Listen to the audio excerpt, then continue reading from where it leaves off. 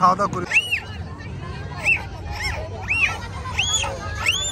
কি। হ্যাঁ আমার খোলা এই যে রোস্ট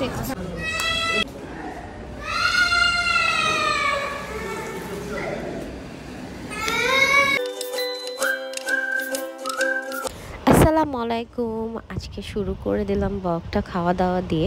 খাওয়া দাওয়া বলতে তাও আবার খুবই স্পেশাল ফেমাস খাবার নেভালের পেঁয়াজু। এটা নেভালে খুবই খুবই জনপ্রিয়। আর মুড়ি ভর্তা খাচ্ছি। আর এই যে নেভালের ভিউ, এখন ভাটা চলছে, ভাটার সময় পানিগুলা অনেক নিচে নেমে গেছে।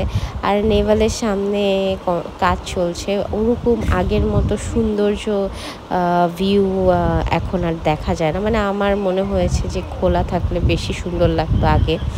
তারপরে আরেকটা ফেমাস জিনিস কাঁকড়া নিয়ে নিলাম, কিন্তু আমার কাছে নেভালের বেস্ট লাগে পেঁয়াজুটা অসাধারণ। তারপর একটা রূপচাঁদা নিয়ে নিলাম। আমার সব কিছু মানে পেঁয়াজুর কাছে কোনো কিছুই আমার কাছে ভালো লাগে না। মনে হয় পেঁয়াজু সারাদিন খেতে দিলে আমি সারাদিন পেঁয়াজু খেতে পারবো, এত মজা নেভালের পেঁয়াজু। তারপরে চলে গেলাম আমার খুব পছন্দের জায়গা বোট ক্লাবে। চিটাগংয়ে আসলে যতটুকু সময় নিয়েই আসি, যতক্ষণের জন্যই আসি, আমি বোট ক্লাবে আসবই। আর বোট ক্লাবে আমার খুবই ভালো লাগে। একটু ঘুরে না গেলে আমার মনে হয় আমি অনেক কিছু চিটাগংয়ে বাদ দিয়ে চলে যাচ্ছি।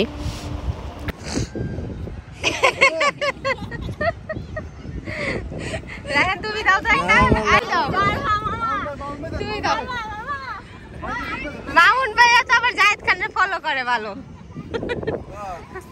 ঠিক বাজিয়ে দে। হ্যাঁ দাও একটু জায়েদ খান ঠিক বাজি না। হ্যাঁ এ তো এলাকে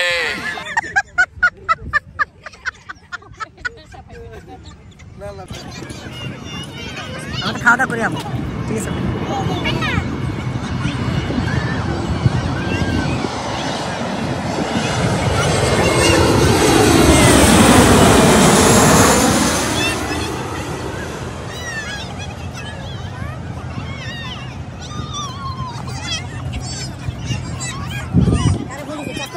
হ্যাঁ খাবার থাকলে দিয়ে দিই, কারণ আমাকে দিয়ে দিতে 12টা একটা দিয়ে দিই।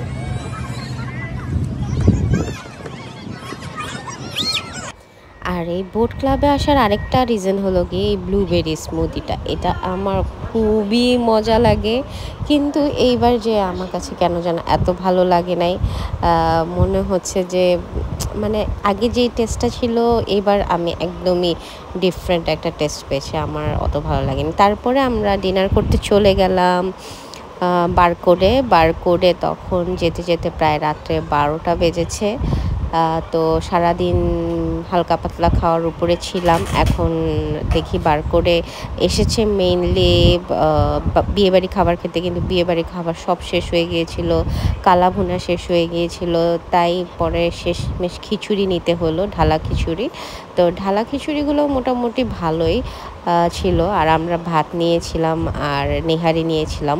কিন্তু আমার কাছে সবচেয়ে মজা লাগে কালা ভুনার সাথে ভাতটা। এটা একদম মানে অস্থির একটা টেস্ট, অনেক মজা কালা ভুনাটা। আমরা এখন চলে আসছি সকালের ব্রেকফাস্ট করতে। আমরা কালকে রাত্রে 1টার দিকে একটা হোটেলে চেক ইন করেছি। হোটেলটা কেমন, প্রাইস কত, সব কিছু বলবো। তো সকালের আমাদের কমপ্লিমেন্টারি ব্রেকফাস্ট ছিল হোটেলের সাথে। আর এই যে বাইরে থেকে হোটেলটা অনেক বড়, কিন্তু বাইরে থেকে দেখা যায় যে ছোট মনে হয়। তো সকালে এই ম্যাঙ্গো জুসটা অনেক মজা ছিল। আর আহামরি কোনো অত বেশি আইটেম ছিল না। পরোটা দেখতেই পেরেছেন কী কী আইটেম ছিল। আর এটা ছিল আমাদের রুমটা বেশ বড় ছিল। আর আমি রেডি হয়ে গিয়েছি। আমরা আজকে যাচ্ছি একটা ফিউশন পার্কে। তো ওখানে যেয়ে কিছু অ্যাক্টিভিটিস করব আর টাইকিং করব, দেখা যাক কী কী আছে। তো এটা তো নেক্সট ব্লগে আমি দেখাবো। আর এই যে ওয়াশরুমটাও বেশ বড়। হোটেলটা প্রাইস অনুযায়ী আমার কাছে ভালো লেগেছে, বলবো না খুব ভালো আর বলবো না খুব খারাপ, মিডিয়াম। তো এখন এই যে রুমটা দেখে নেন, বেডটাও সাইজে বড় ছিল কিন্তু একটু পুরাতন হোটেলটা। যাই হোক, রাত 1টা বাজে এটা পেয়েছি, এটাই অনেক বেশি। আর এটা সেকেন্ড ফ্লোরের লবি, 3rd ফ্লোরের লবি আর কি। আমরা 3rd ফ্লোরে ছিলাম। এটা 3 তলাই হোটেল, 3 তলার হোটেলের মধ্যে অনেকগুলো রুম আছে। আর ওদের ইন্টেরিয়র সুন্দর, মোটামুটি ভালোই, রিফ্রেশিং একটু ভাব। এই হোটেলে আবার সুইমিং পুলও আছে, ইনডোর সুইমিং পুল, খুব সুন্দর, বেশ বড়। আমার মানে এটা খুব অবাক করেছে যে এই প্রাইজের মধ্যে এরকম জায়গায় আবার সুইমিং পুল, তাও ইনডোর, আবার এত বড় সুইমিং পুল, ভালো, অনেক সুন্দর। তো আপনাদেরকে চলেন দেখিয়ে দিই হোটেলটার নাম কি।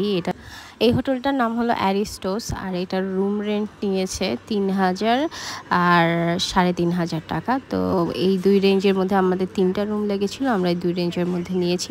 এখন আমরা চলে যাচ্ছি আরেকটা জায়গায় ঘুরতে, ওটা নেক্সট ব্লগে দেখতে পারবেন।